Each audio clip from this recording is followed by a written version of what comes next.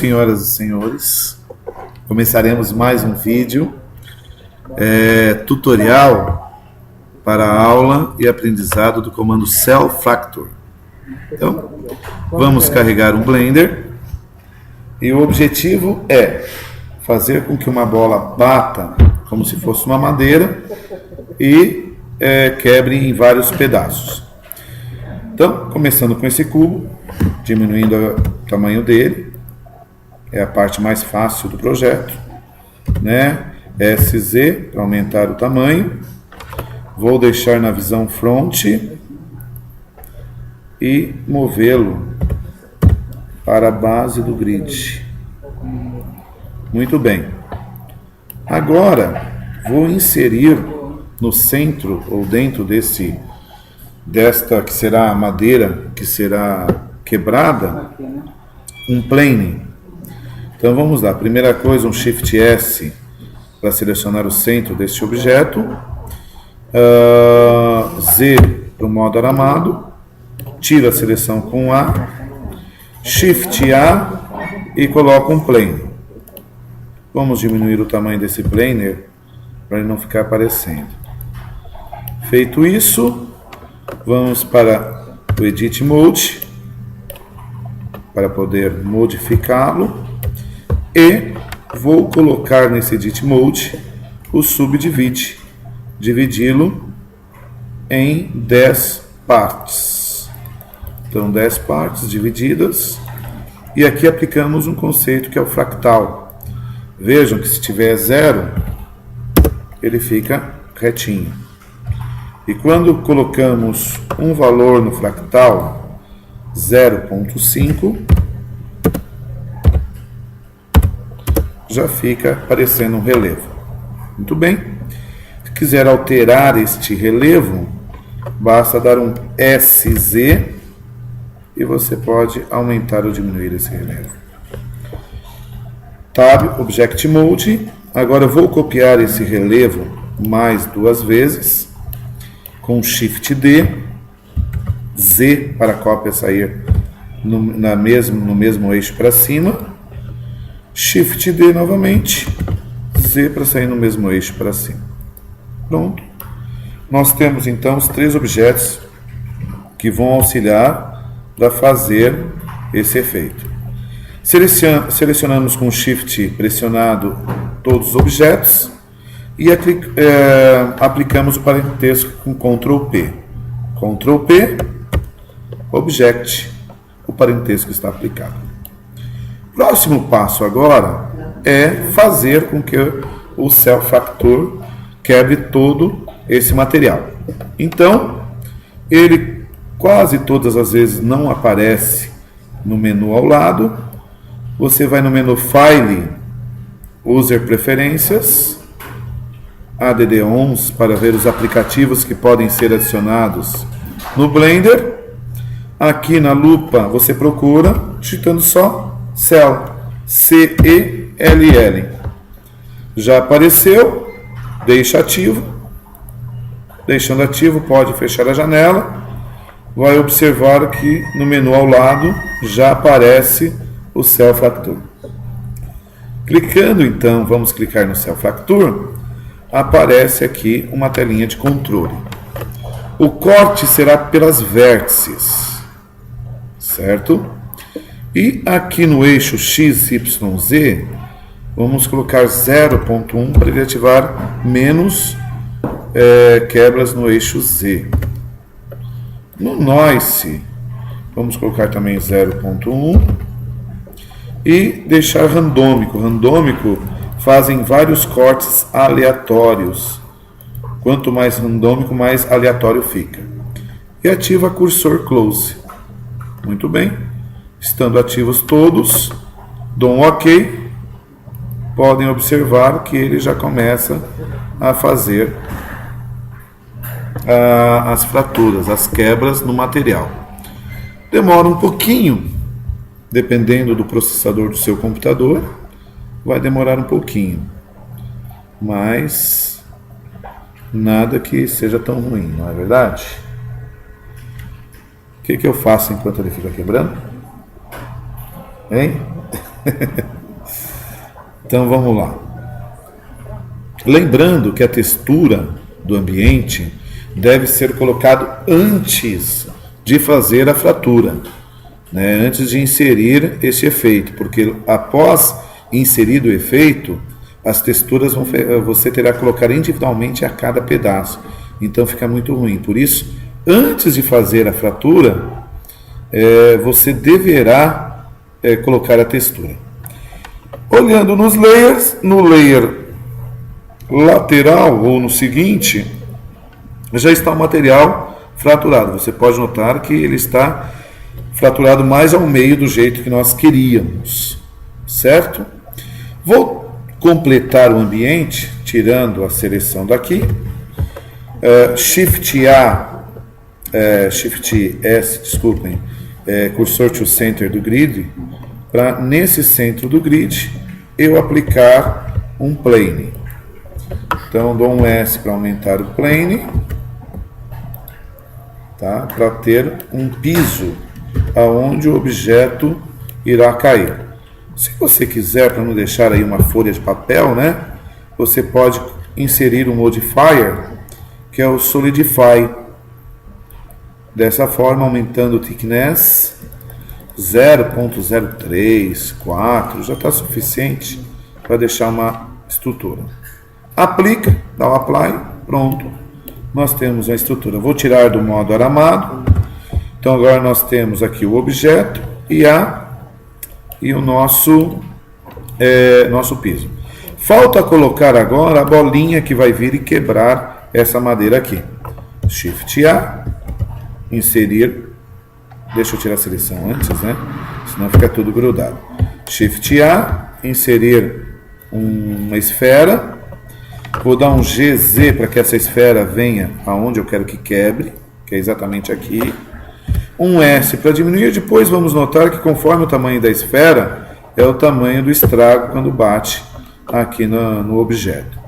GX para deixá-la um pouco distante. Então ela virá nessa direção.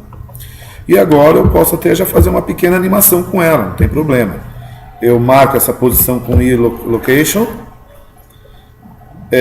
Pego a nova posição no keyframe, dou um GX, deixa ela chegar bem pertinho, que ela encoste ali, tá bom?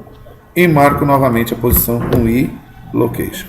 Pronto, a primeira parte está completa. Falta agora configurarmos os objetos ativos e passivos da animação. Então, o primeiro objeto passivo, que é o que não será animado, será o objeto que é o piso. Então, esse objeto, você seleciona somente ele e clica Add Passivo. Pronto. Vou botar aqui para keyframe 0, que é melhor. Agora, a bolinha, eu vou selecioná-la e a bolinha, se eu der o play, vocês vão notar que ela está correndo direitinho. Voltando para o primeiro, se eu colocá-la como ativa, ela será ativa, mas quando eu der o play, você vai notar que ela vai cair. Veja, ela caiu. Não quer dizer que ela está ativa, então eu tenho que colocar isso na animação. Eu venho aqui no menu lateral de física e simplesmente clico na animação. Então agora o peso, toda a questão de massa está adicionada à animação. Se eu der o play, ela já está funcionando direitinho. Muito bem. Parei, voltamos. E agora eu vou colocar a animação neste bloco aqui de madeira. Vou selecionar com B todo ele, certo? Está selecionado todo ele. Ele será, a bolinha está selecionada também, não posso. Então, dou um A para tirar a seleção. B novamente e seleciono novamente. Está selecionado. O que eu faço agora? É um objeto ativo. Objeto ativo já está funcionando. Se eu der um play, ele já vai quebrar. Mas ainda não está quebrando legal, porque ele começa a quebrar antes da bolinha atingir. Conforme alguns problemas que tivemos hoje na aula da manhã, vamos tentar achar a sequência correta. Voltando, para o primeiro keyframe. O último keyframe vamos colocar sempre para não ficar uma animação muito grande. E agora vamos tentar fazer com que a bolinha bata, e nesse momento que ela bata, ela destrua, ou o objeto acaba sendo destruído somente quando ela vai bater nele. Então, primeira coisa, com o Shift, botão direito do mouse, você deixa um objeto ativo. Qualquer parte, só clicar para deixar um objeto ativo. Demonstrando que é a partir dali que a gente vai fazer essa animação.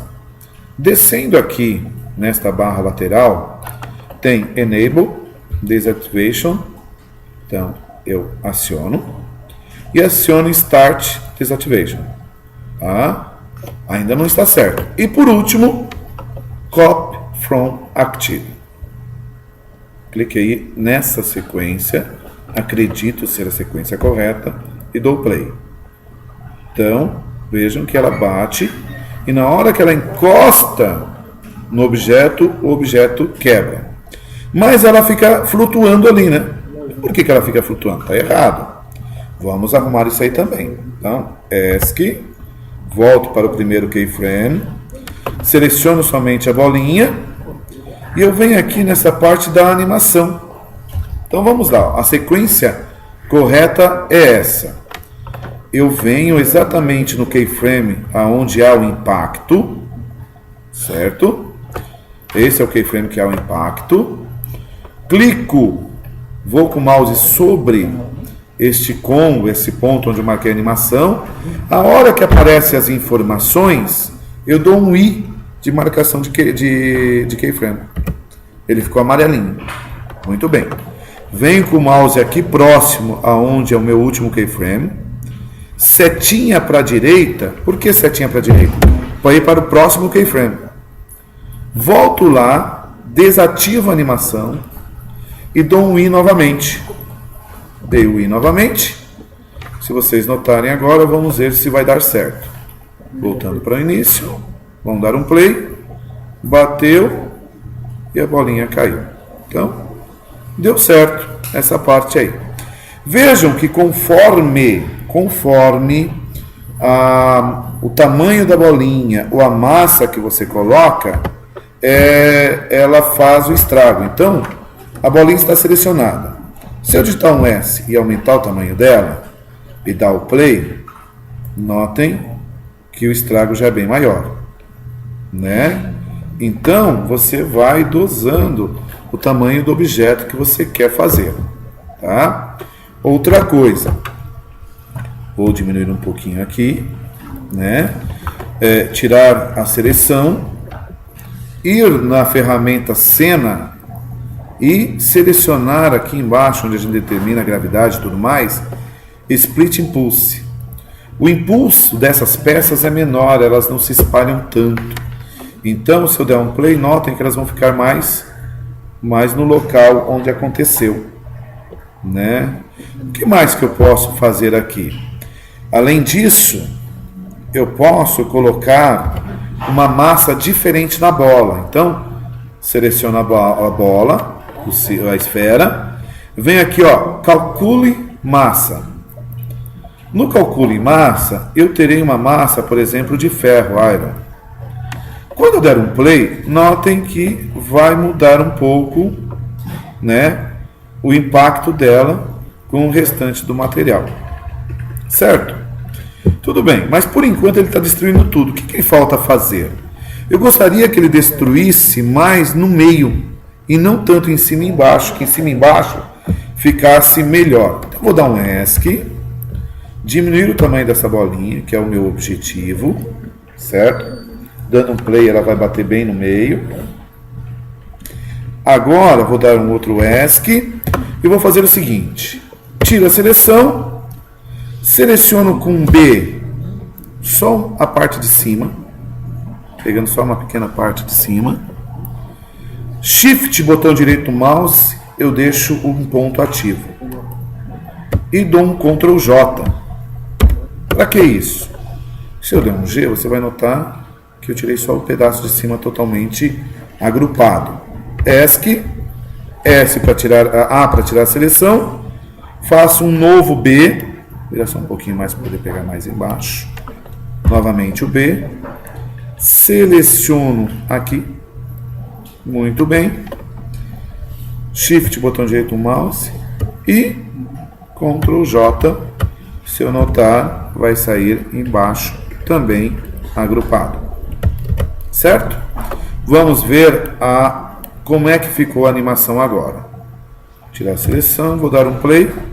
Olhem que a animação bate e despedaça exatamente no meio, aonde houve impacto, né? Então, é um efeito bem legal, não é difícil de se fazer, mas tem que se ter cuidado com a sequência correta da configuração dos objetos. Espero que vocês repitam e façam o exercício.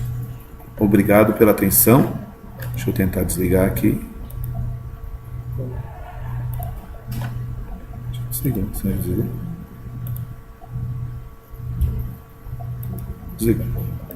Muito bem. Vai postar agora, professor? Ela vai postar agora. Ela vai postar agora. Aqui, eu estou Shift A, Ctrl A, olha.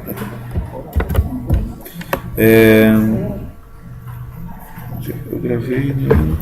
Professor, o que é loop impar? Loop impar, que aparece toda hora.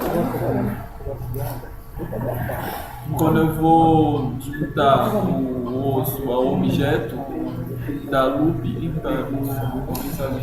Loop vira, parênteses é a sequência de junção. Eu teria que ver, cara. Eu coloquei isso aqui. Eu coloquei na base, né?